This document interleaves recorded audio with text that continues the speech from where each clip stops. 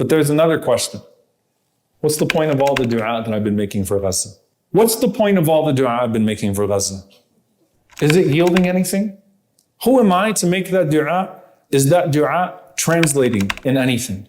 So I'm going to answer that question bidnillahi ta'ala. Number one, dua is worship.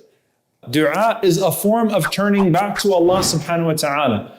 And the more of this ummah that is turned back to Allah subhanahu wa ta'ala, the better the material prospects of this ummah on this earth. The reasons for goodness descending upon this ummah, Allah Azza wa Jal mentions that He would not punish us while the Prophet ﷺ is amongst us and the Prophet ﷺ has passed. And He would not punish us while they are in a state of seeking forgiveness. The more people from this ummah that are turned back to Allah subhanahu wa ta'ala, the lessening of the pain of the ummah becomes imminent. Dua is a representation of an overall turning back to Allah subhanahu wa ta'ala. The more that we turn back to Allah, the better the state of the ummah becomes. Number two, when the Prophet ﷺ says that when you make dua for your brother and sister, Allah subhanahu wa ta'ala appoints an angel and the angel says, Ameen, Ameen, and for you as well. And so when you are asking Allah subhanahu wa ta'ala to grant them patience, an angel is asking Allah subhanahu wa ta'ala to grant you patience. When you're asking Allah to grant them resilience, an angel is asking Allah subhanahu wa ta'ala to grant you resilience.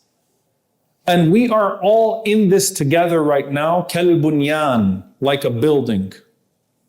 And so I want you to just think about it when we're all making dua to Allah subhanahu wa ta'ala, that no dua comes back empty, that there's something that descends from the heavens and then is distributed in proper proportion. No dua is empty. And number three, we have spoken so much about how much the people of Gaza have given us in terms of faith. What you are witnessing in them is a miracle, nothing short of a miracle.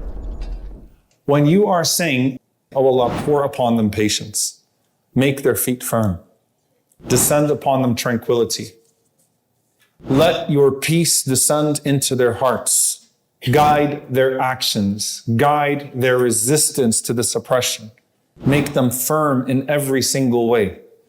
It may be that what you are witnessing being generated in them is also partly due to the du'as that people are making for them as well.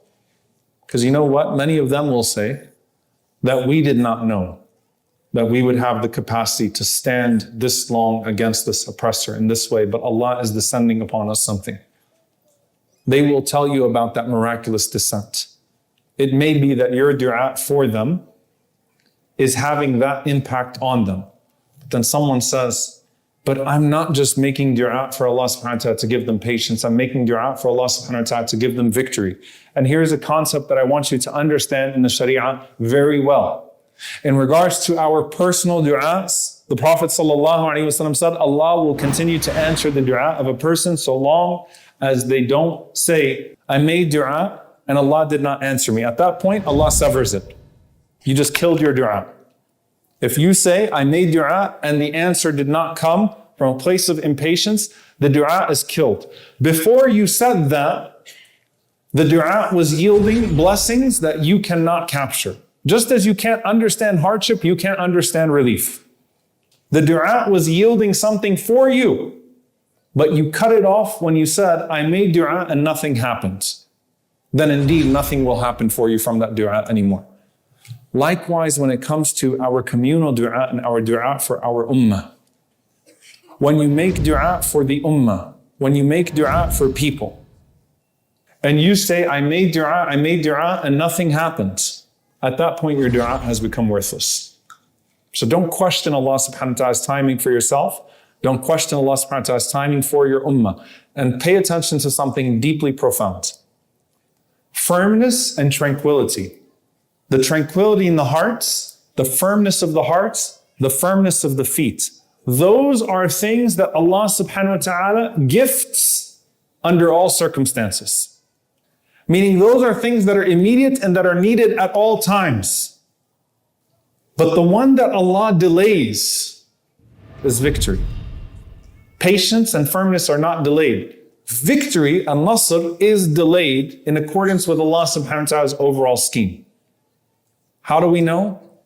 Because Allah subhanahu wa ta'ala mentions to us in the Quran that they say what?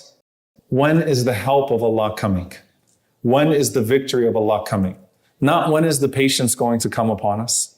Not when is the firmness going to be bestowed upon us. Not when is the reward going to be given to us. When is the victory of Allah subhanahu wa ta'ala? And that's where Allah subhanahu wa ta'ala says, indeed, the victory of Allah subhanahu wa ta'ala is qareeb. The victory from Allah is close. What do I want you to understand from this? What you're making dua for them for is having an impact in ways that perhaps we can't understand, in making these people the miraculous people that they are. But the miraculous victory will come on Allah subhanahu wa ta'ala's time. And it may be due to the dua that you make, that Allah subhanahu wa ta'ala makes it happen in a way that you perceive it, in a way that you see it.